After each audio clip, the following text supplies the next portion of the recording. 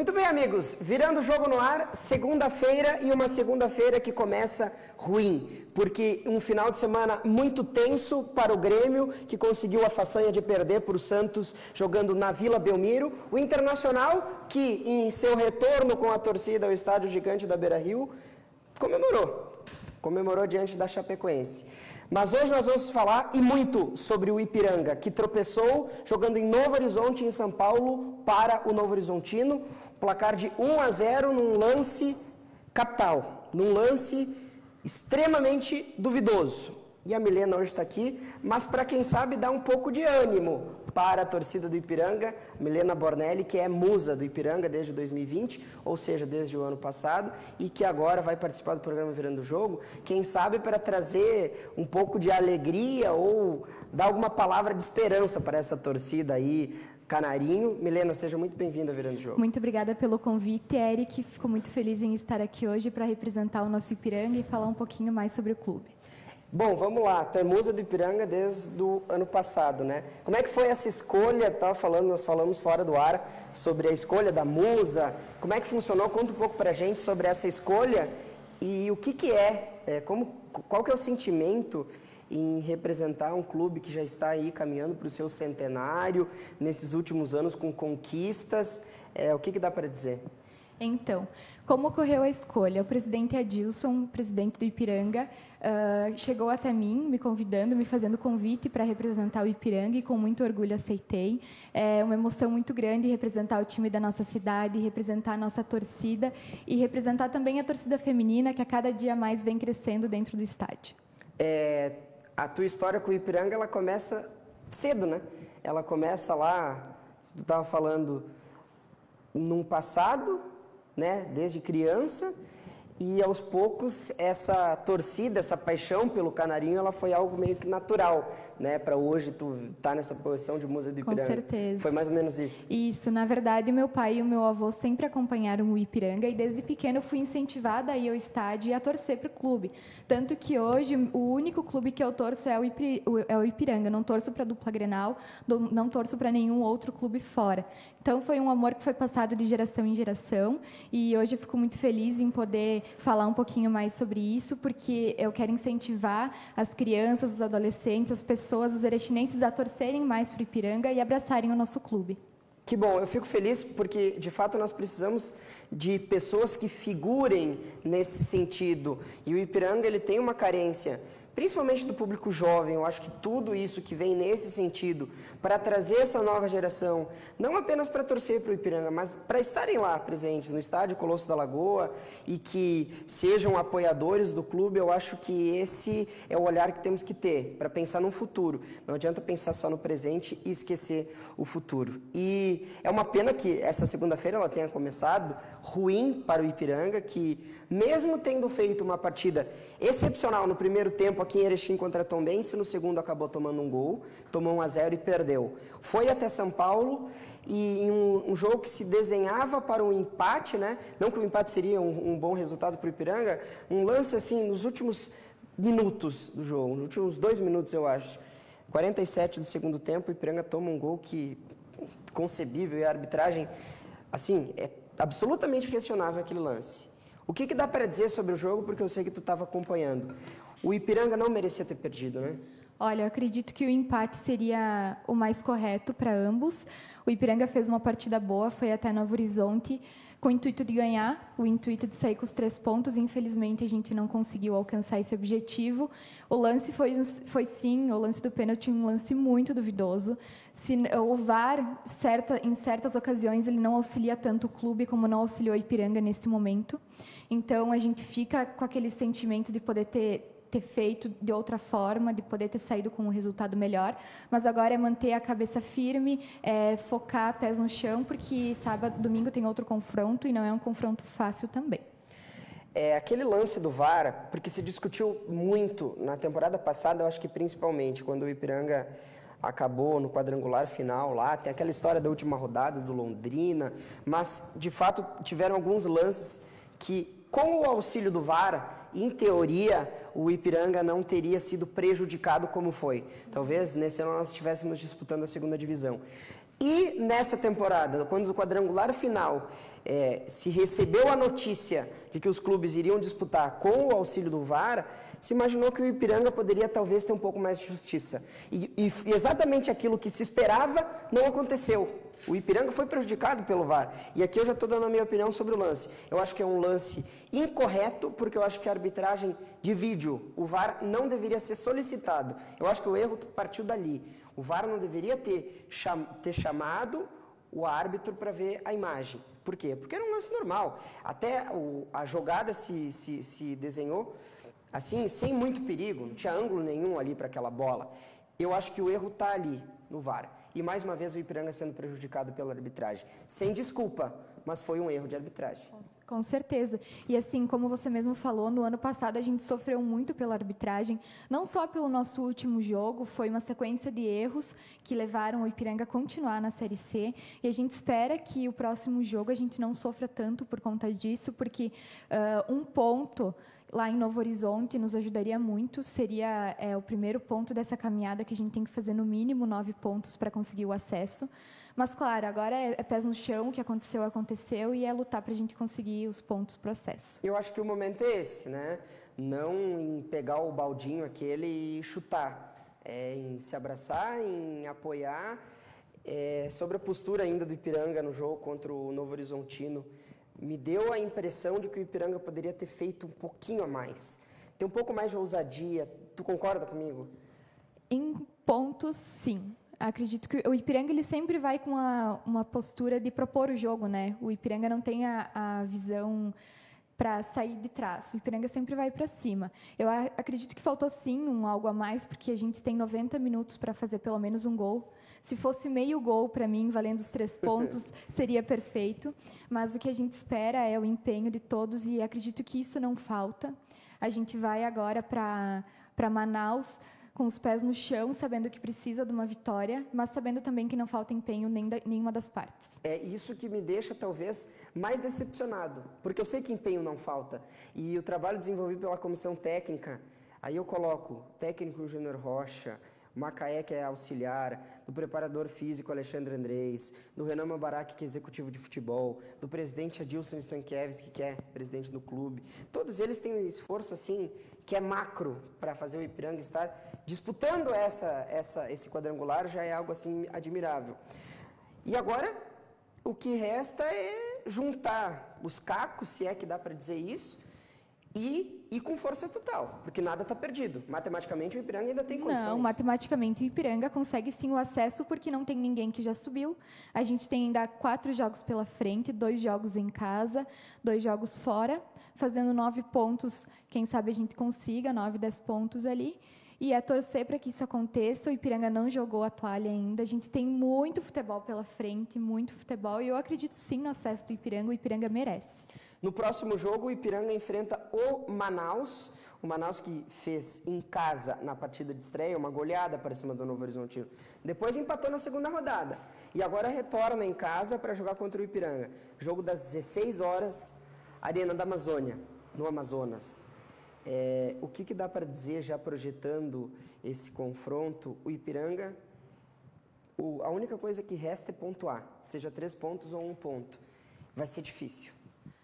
Eu acredito que seja muito difícil, mas eu espero que o Ipiranga saia de lá com a vitória, porque deixar tudo para tombos no último jogo, que é fora, não vai ser fácil. A gente já jogou contra a Tombense, não só esse ano, mas nos outros anos também. A gente sabe que não é um clube fácil. Então, a gente espera, sim, que a gente saia de Manaus com a vitória. O empate, nas piores das hipóteses, mas eu acredito, sim, numa vitória. Vai ser um horário bem difícil de jogar, às 16 horas, porque é calor em Manaus, a gente sabe, e o Ipiranga só vinha jogando à noite. Claro que o time treina durante o dia, mas a gente sabe, sim, que ficou um horário bem complicado, mas vamos para cima e vamos atrás da vitória. Vamos para cima e os 3 pontos vão vir, nem que seja Vão sim. Na superação, na garra, na vontade. Assim, tu acompanha, então, nessas temporadas anteriores, o Ipiranga. É uma mudança de patamar que ela é flagrante. Para quem pega 2018, o Ipiranga jogava segunda divisão no Gaúcho, e agora disputar a Série C entre os principais times, entre os 8 principais times, divididos em 2 grupos. E eu acho que assim, me grita aos olhos o que foi feito nesses últimos tempos.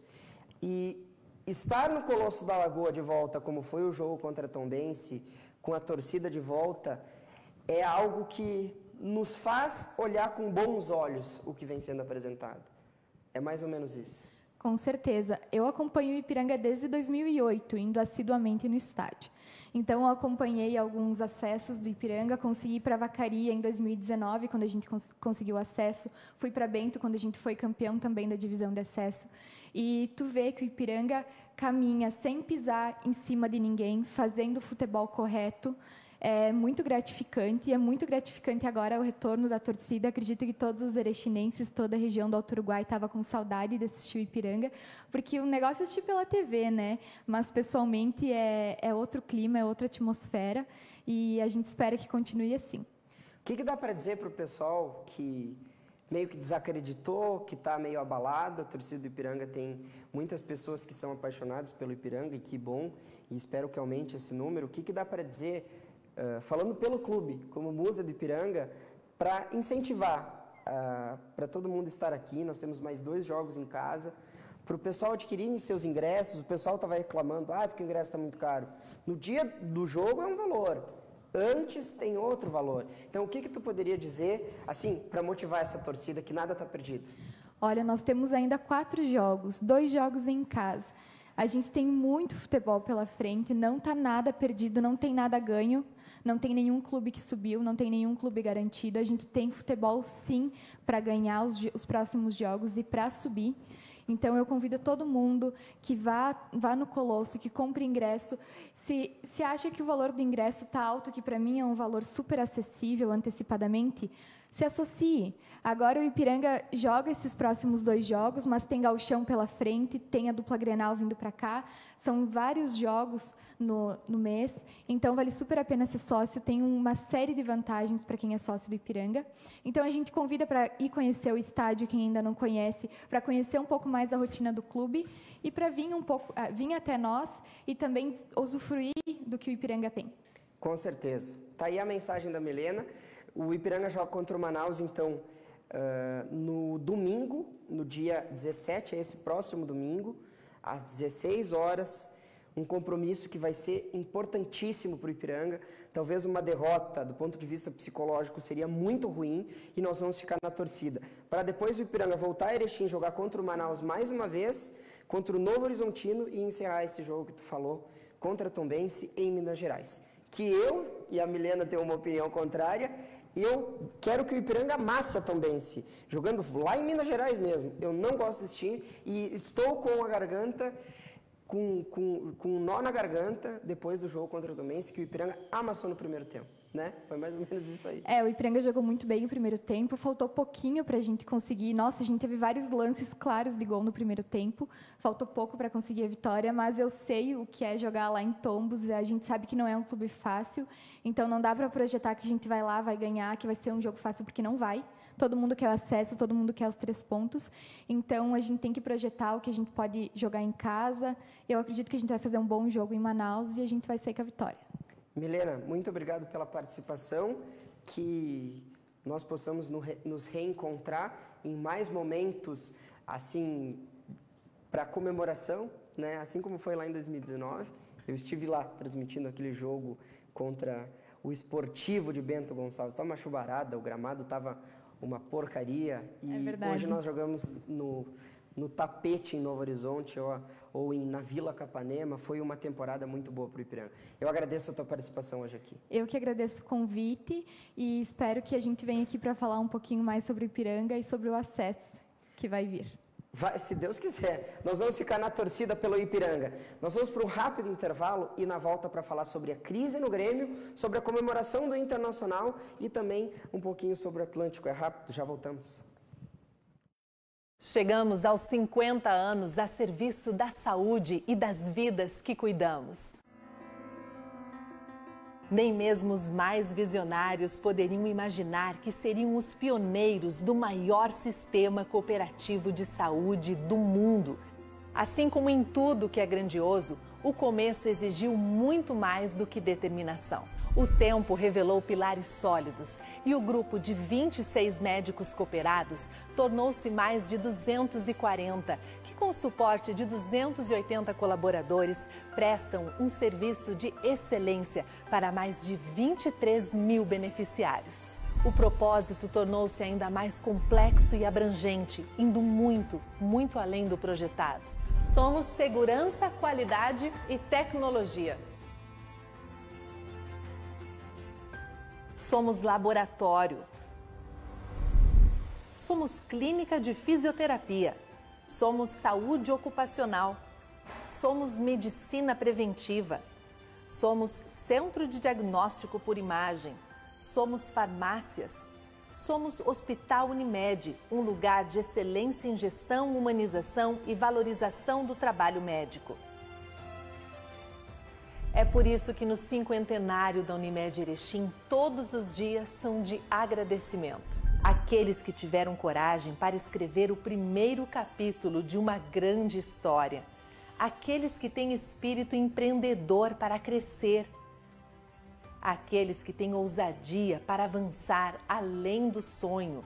Aqueles que têm sensibilidade e força para encarar o maior desafio mundial deste tempo. Aqueles que acreditam no nosso jeito de cuidar. Aqueles que surpreendem com cocriação.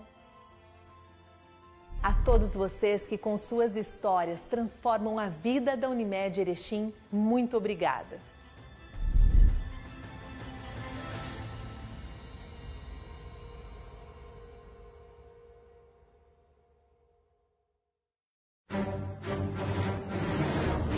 Agora é possível explorar a galáxia com seu próprio fiel robô.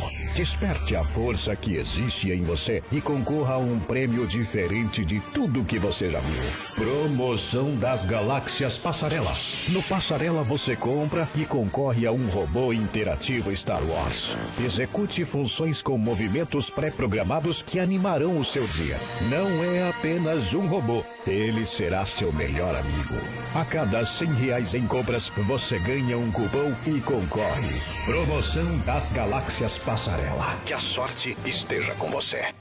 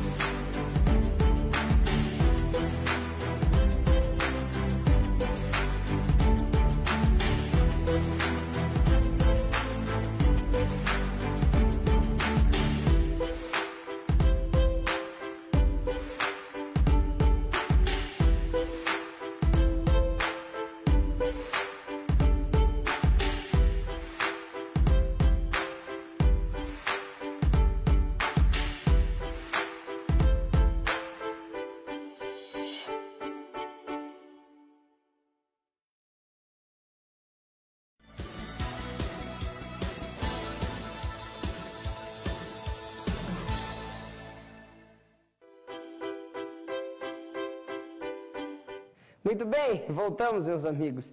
E agora, mais do que nunca, pelo menos é véspera de feriado, né? Porque a situação do Grêmio, ela é terrível. Ela já era preocupante antes do jogo entre Grêmio e Santos. Depois do jogo, aquele ambiente de caos, o Rafinha querendo pegar o Gandula, o Breno chorando copiosamente, numa choradeira depois da saída do gramado lá em Santos. E mais ainda, depois que na coletiva, tanto o Romildo Bolzan quanto o técnico Filipão não falaram nada com nada, uma coletiva vazia, falavam em trabalhar, não, tem que trabalhar, tem que seguir assim, tem que trabalhar, vamos trabalhar. E vamos afundando, pega o brejo e vamos indo, vai a vaca junto, vai o boi, vai até os bezerros junto. E o Grêmio vinha em uma sequência muito complicada, uma sequência terrível, que precisava de mudanças. Eu sempre fui aqui, e eu sempre vinha várias vezes falar sobre esse otimismo que eu tinha por parte do Filipão, por mais que fosse um técnico por vezes ultrapassado, muito metódico, ortodoxo, pragmático, tem uma ideia fixa que é se defender muito bem e sair em contra-ataques. Se não tiver o contra-ataque, não faz diferença, né? Tem que se defender. E assim que o Grêmio foi levando, em algumas rodadas conseguiu até ter alguns sucessos,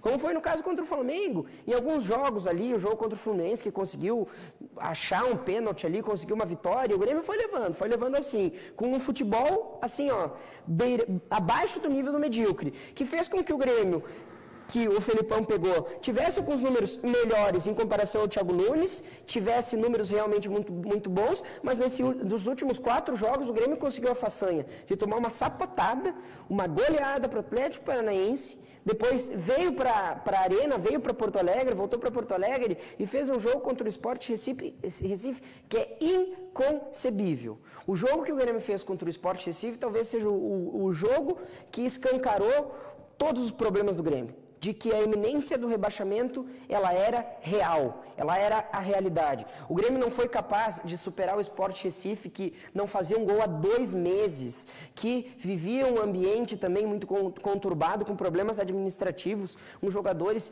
que não recebiam há algum tempo e que têm realmente salários atrasados, e o Grêmio não foi capaz de ganhar do Sport, jogando em casa. Contra o Cuiabá, o mesmo filme. Até meio que numa superação, com o Grêmio deixando o sangue dentro de campo, conseguiu um empatezinho que já foi algo assim, que já colocou o trabalho do Felipão em xeque, já o pressionou. E daí depois vai num jogo contra o Santos, na Vila Belmiro, que eu falava durante a semana, é a batalha da Vila Belmiro, o Grêmio precisa vencer, porque se não vencer, aí sim se afunda de vez na zona do rebaixamento, e foi o que aconteceu. Então, assim, a permanência do trabalho do Felipão, ela não ia se efetivar, porque o Felipão já não tinha mais conseguido tirar nada desse grupo. Por mais que ele, em algumas coletivas, ele viesse dizer, não temos problema, o nosso ambiente é bom, todas essas picuinhas, né, que a imprensa vinha colocando algumas informações de atrito entre jogadores, de atrito com jogadores pedindo a saída do técnico Felipão, ele chegou até em alguns momentos chamar de cafajeste quem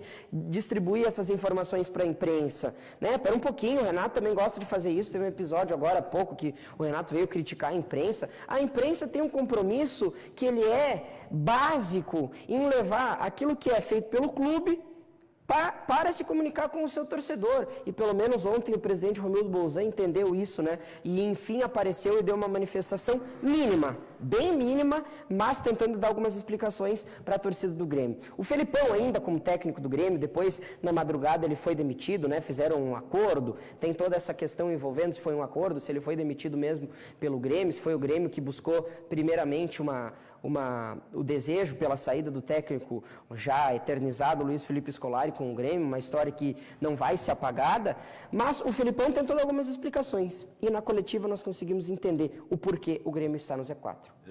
Temos que continuar trabalhando com toda a dedicação, com tudo aquilo que sabemos e que colocamos em prática nos jogos e nos treinamentos, para ver se conseguimos fazer essa mudança, voltar a um patamar normal e conseguimos dar o passo que estávamos já 3, 4 vezes para dar e não conseguimos. São alguns detalhes que nós estamos pagando muito caro por isso, e animicamente a gente vai se abatendo um pouco mais, é normal, mas temos que continuar trabalhando, temos que lembrar que temos uma situação muito difícil do Grêmio, mas que não vamos nos entregar, não vamos deixar de fazer aquilo que sempre fizemos com dedicação, alegria, boa vontade, disciplina, uma busca do resultado. E nós buscamos o resultado novamente hoje, por alguma razão, tivemos lá uma ou outra oportunidade, o Santos no segundo tempo fez aquilo que tinha que fazer, nós não tivemos uma defesa do Breno, de uma defesa assim, de bola chutada, mas tomamos o gol. É alguma coisa que vem acontecendo assim, que só trabalhando que temos que conseguir mudar. Tem feito. É uma pena, né? O Felipão não conseguiu dar a volta por cima no Grêmio, e isso se vê nos números. Por mais que ele tenha evoluído, mas é que o Thiago Nunes não tinha nada, ele não construiu nada. Então, qualquer número que fosse positivo, o Felipão já seria melhor do que o trabalho do seu antecessor. E o Felipão não falou nada com nada nessa coletiva, é uma pena. Na carta, depois do anúncio oficial do Grêmio, carta não, né? Ele deixou algumas aspas ali, ele disse: você é um eterno gremista, e eu não tenho dúvida nenhuma que a torcida do Grêmio, nesse momento, desesperada, vendo que o clube está prestes a selar sua terceira queda para a segunda divisão, mas o Felipão, ele nunca vai deixar de ser um ídolo. A história que o Felipão tem vai ser mantida, inclusive já eternizada com seus pés na calçada da fama do Grêmio. É uma pena, quem sabe o técnico posterior ao Felipão consiga fazer um milagre, porque vai precisar. E aqui eu trago a tabela de classificação para dizer para vocês, por mais otimista que a torcida do Grêmio, que eu possa tentar ser também, o Grêmio está quase que assim, virtualmente rebaixado à Série B. Por quê? Está na vice-lanterna, né? São 23 pontos, são 5 pontos de diferença do Santos, que é o primeiro com 28 fora do Z4, e agora o Grêmio tem 15 jogos. Pensando que o jogo contra o Fortaleza é muito mais provável que o Grêmio perca para o Fortaleza, um ambiente caótico, sem treinador ainda, com o Thiago Gomes, técnico da transição, à frente do comando técnico, o Grêmio vai, depois do jogo contra o Fortaleza, ter 14 jogos. Para trazer números um pouco mais fáceis de ser compreendidos, desses 14 jogos o Grêmio vai precisar de 50% de aproveitamento. Ou seja, de 14 jogos o Grêmio tem que vencer 7 jogos, tem que vencer a metade desses jogos. E em tese, aquelas partidas fáceis contra Cuiabá, Sport Recife, elas já foram embora. Agora o Grêmio pega Palmeiras, Corinthians, São Paulo, Atlético Mineiro. Então, assim, a situação ela está realmente muito preocupante. Vamos ver o que teremos como novas informações nessa segunda ou na terça-feira sobre um possível novo técnico. Se fala muito no Roger. A direção do Grêmio quer sim o Roger Machado, mas ele já negou ter um interesse. Vamos ver se daqui a pouco o desejo do Romildo Bolzan, que é um dos caras que lançou o Roger, que oportunizou o Roger no time do Grêmio, lá naquela outra passagem, possa fazer com que o coração gremista do Roger faça com que ele retorne para pegar essa barca, que já está com aquele barca furada, né? Nós vimos, já está com um arrombo, essa barca indo com uma direção contínua para a zona de rebaixamento. Nós falamos na quarta-feira, né? Amanhã é feriado, na quarta-feira mais sobre a situação do Grêmio, já mirando o jogo contra o Fortaleza, e o Internacional, que fez um resultado brilhante. O primeiro tempo o Internacional foi perfeito, goleou a Chapecoense, no segundo tempo só administrou, com alguns jovens começando a entrar no time profissional. Matheus Cadorini marcou, Yuri Alberto, principal nome, fez 3 gols, com direito à comemoração, depois do retorno de mais de 1 ano e meio da torcida colorada ao estádio gigante da Beira-Rio. Bien, voltar para Beira-Rio con torcida es otra cosa. Fiqué feliz por lo que presentó el time. Acho que tiene una conexión a torcida con los jugadores que eles también estaban felices y jugaron mucho y hicieron un grande jogo. Entonces, primera cosa, fiqué feliz por eso.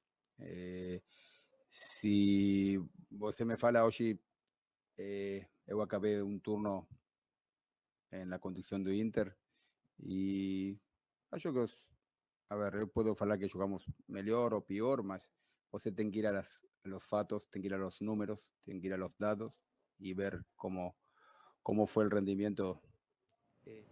Muito bem, tá aí o técnico Diego Aguirre, o uruguaio, que faz uma campanha muito boa com o Internacional. E o Inter vai sim se classificar a Libertadores da América. Vamos esperar na quarta-feira também um resultado positivo, mais uma vez, do Internacional.